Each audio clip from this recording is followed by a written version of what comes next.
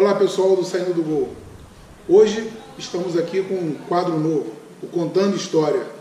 E nada menos que Arthur Antunes Coimbra, nosso Zico, para contar algumas histórias, coisas que ele viveu na sua época de jogador.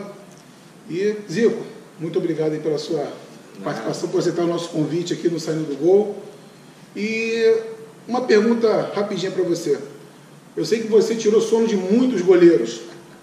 Qual foi o goleiro que tirou o sono do Zico? Teve algum? Que tirou o sono não, né? Mas a gente procurava sempre estudar mais alguns goleiros, já sabia algumas coisas dele, algumas situações, principalmente nas bolas paradas, né? Onde é que ele podia ser mais eficiente, mais quer dizer, possibilidade de você aproveitar uma deficiência seria melhor. Mas antes da gente falar, desejar a você sucesso, né? E te parabenizar por essa iniciativa, né? Importante. Os goleiros, né, vão ter aqui um espaço importante para poder ter esse diálogo com o torcedor, poder falar do dia a dia deles, poder falar da carreira, da dificuldade, das facilidades. Então, muita gente só se preocupa com os atacantes, quem faz gol. Então, tem aqueles que defendem, que garantem o nosso bicho lá atrás, né? Verdade, verdade. Então, sucesso para você e que corra tudo bem, que você possa ter a felicidade de levar para o público a palavra de muita gente boa aí, dos nossos grandes goleiros do futebol brasileiro. Eu acho que eu sempre dormi bem em véspera de jogo, eu sempre confiei no meu taco e não me preocupava não, eu estava sempre atento naquilo que eu sabia. O goleiro às vezes que é mais forte de um lado, o goleiro fica atento no jogo que sai muito, e se você adiantar muito a bola ele está em cima, é aquele goleiro que na hora que você prepara para chutar ele já vai lá na frente tomar um gol por cima. Então a gente tem que estar atento, ainda mais isso como eu fazia com os zagueiros. Eu observava muito os zagueiros que eu ia jogar contra para poder tentar ver qual é o lado que ele tinha mais dificuldade no drible, qual era o lado mais forte dele, como que ele fazia as coberturas. Eu acho que o futebol é um esporte de estudos e eu procurava utilizar isso também na época, né? Eu tive a felicidade de jogar contra grandes goleiros. Eu acho que, como você bem disse, devo ter tirado o sono de muitos deles. E assim, quem mais fala de você, né, dessa invencibilidade, foi o Mazzaropi, né, de 76, 77, 78. Não levei gol do Zico, 3 anos no Carioca. Isso te incomodou de alguma forma? Te incomodava assim, porra, eu tenho que fazer o gol hoje, ou você agia naturalmente? Não, de maneira nenhuma. Eu sempre procurei jogar para o time. E o importante para mim, o Flamengo vencendo, que estava bom. Então, desses anos aí que ele cita, por exemplo, só 77 que eles ganharam. 78 nós ganhamos.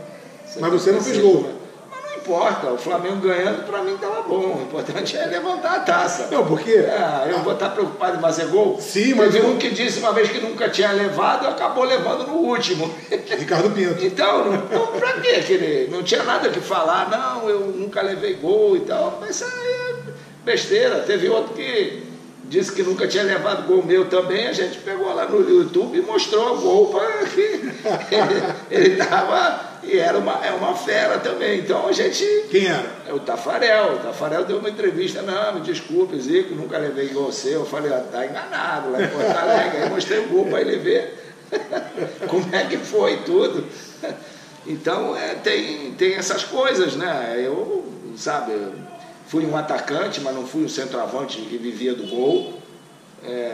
Nesses jogos aí, contra eles, muitos passes eu dei para os caras fazerem gol. Então, ele é realmente um grande goleiro que teve muito sucesso, mas eu nunca me preocupei com isso não, de ter que fazer ou não fazer gol nele. Sim. E na sua carreira, realmente contra a França foi o pênalti que mais marcou sua carreira, que te mais incomodou, ou também não? Foi uma coisa natural? Qualquer jogador poderia ter perdido um pênalti? É uma perda que você encara como uma chance perdida, né? Quando você tem uma chance de fazer um gol e perde, aquele zagueiro que escorrega ou atrasa uma bola errada, ou o goleiro que toma um frango, é um lance desse que todo mundo dá como um grande erro, né? É lógico que esse pênalti ficou muito marcado, porque você não ganha. A única coisa que eu não aceito disso é quando dizem que o Brasil perdeu por causa disso. Não perdeu por causa disso. Sim. Né? Tanto é que na disputa de pênalti eu estava lá, fui lá e bati e fiz o meu gol. Então o Brasil poderia ter ganho, poderia ter feito gol ali, e poderia a França ter empatado como já tinha feito antes. Então o jogo do si não existe no futebol. Né? O pênalti que foi, para mim, que poderia ser importante e poderia ter modificado a minha carreira, foi contra o Mazzaropi, numa disputa de pênalti, que a Taça Guanabara, nós estávamos em disputa e eu era o último a bater. O Flamengo, se eu fizesse o gol, o Flamengo era campeão, e aí sim, eu perdi, né? Bati mal, o Mazzaropi defendeu, e aí depois o Vasco foi campeão. Mas ainda bem que isso eu tive a oportunidade de pagar com juros e correção monetária, porque a gente ganhou 5 Taças Guanabara seguidas, fomos pentacampeão, então paguei ali. Mas você está começando a tua carreira como profissional. Eu tinha o 2º ano meu de profissional, o primeiro, não sei se foi em 75 ou 76, eu não lembro bem. Você pode ter um baque, e aquilo me estimulou, vou tentar recuperar isso.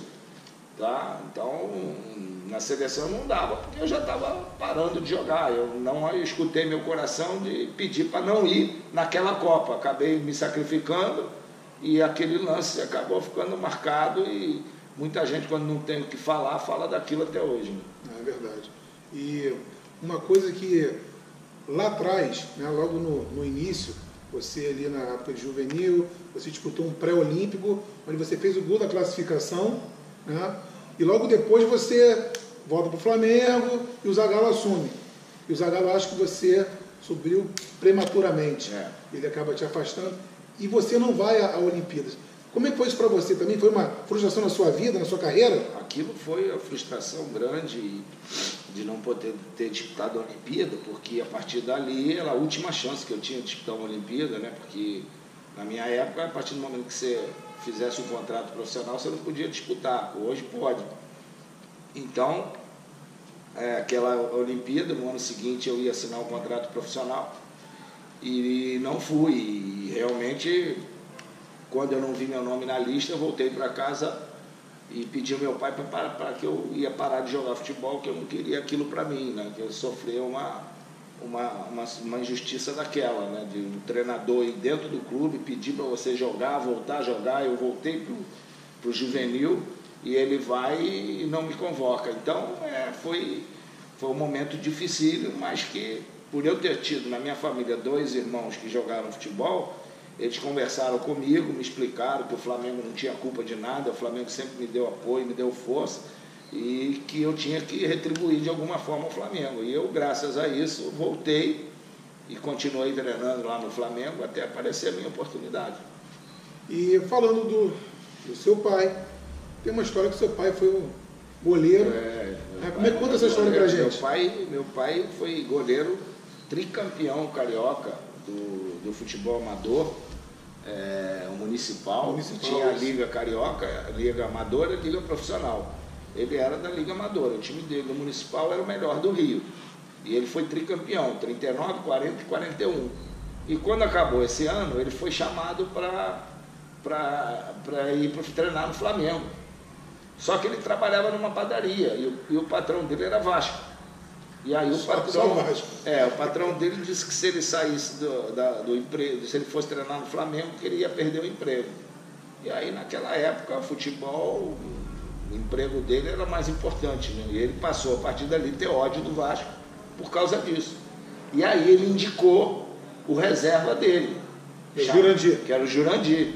E o primeiro tricampeão do primeiro campeonato, o goleiro titular era o Jurandir. Quer dizer, o meu pai ficou muito frustrado pelo fato de que ele que era para ter sido, né? Ainda mais ele. Comprou um dos primeiros sócios proprietários da história do Flamengo, torcedor fanático pelo Flamengo, e não ter podido defender a camisa do Flamengo. E seu pai, como português, já era flamenguista? Já era flamenguista. Quando ele chegou ao Brasil, né, que jovem, aí ele foi ver um jogo Flamengo e América. O Flamengo perdeu de 4-1, mas ele gostou da camisa do Flamengo. Não sei se era Cobra Coral, Papagaio de Vintém, era uma daquelas, né? E ele gostou e passou a ser Flamengo. Você vê a coincidência, os filhos foram jogar justamente no América e no Flamengo.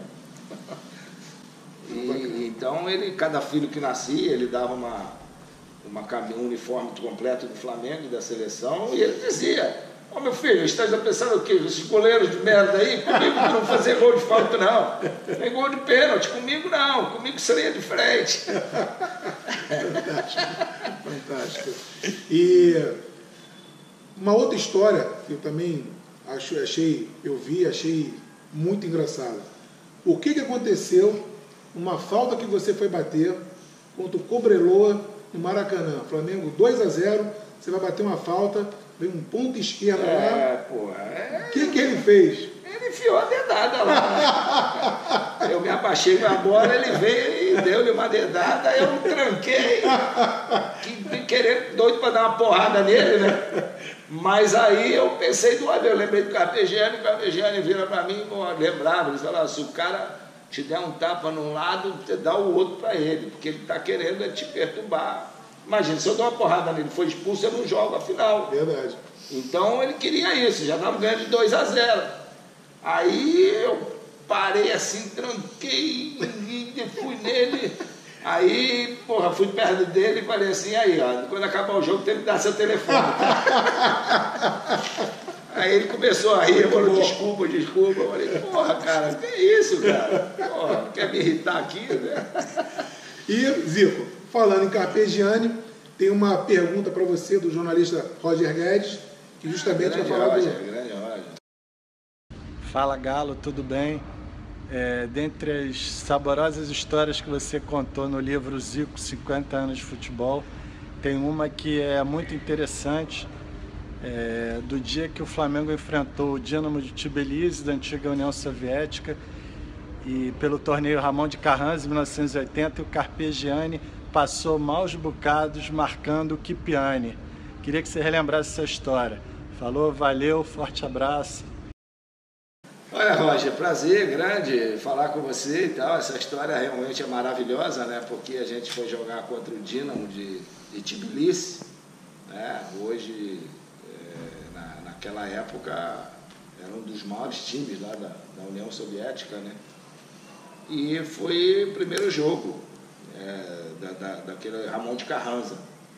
E aí, quando o time deles entrou, uniforme meio sem vergonha, meio branco, aí esse cara, o Kipiani, a meia riada, camisa para fora, todo relaxadão, né? Aí o Carpegiani vira lá pro Andrade e falou: "Ih, Andrade, hoje vamos deitar." Olha lá o cara. Quando começou o jogo, o cara dominava, metia daqui, metia lá, e balão para cá, caneta para lá, metia de 30 metros. E aí, os caras deu um show, cara, mas deu um show na gente. Foi 2-2 o jogo e nós ganhamos nos pênaltis. Esse cara foi aplaudido de pé, torcida enlouquecida. Ninguém sabia, naquela época ninguém sabia, conhecia porra nenhuma de time adversário, né? Aí, fomos lá e aí empatamos, ganhamos e depois fomos para a final e jogamos contra o time da casa, né? Que é o Real Betis, e ganhamos de 2-1. E fomos campeões desse torneio. Então, essa do Kipiani foi demais. Esse cara ficou inesquecível. Ficou na história, né? Você vê que eu não conhecia, porque no ano anterior teve uma competição, teve assim, Ramon Carranza. Nós ganhamos do Barcelona de 2-1 e fomos jogar a final contra um time, o de Peste da Hungria. E ninguém sabia porra nenhuma desse time. Mas o Coutinho, na preleção, o que ele falou? Olha, esses gringos aí, para eles, o cara de cor é tudo igual. Aí o que ele fez? Pegou o Cláudio Adão, deu a número 2 e deu a número 9 para o Toninho. Pegou a número 8, deu para o Manguito, e a número 4 deu para o Andrade. E os caras marcavam homem a homem. Pela numeração? Pela numeração, exatamente. Aí, porra, nós demos uma saída e combinamos uma jogada. Aí, porra, toca a bola pra cá, pro Adão, deu pra mim, eu dei pro Carpegiani, deu pro Júnior, o Júnior enfiou pra mim, eu caixa, 1-0 com 13 segundos. Quando a gente foi ver, o líbero tava marcando o Toninho lá na ponta esquerda. Então, porra, o conhecimento era esse, era de cultura, e não do time, né? Não, verdade, verdade. Muito bom essas histórias aí, só engrandece a história do nosso futebol, né?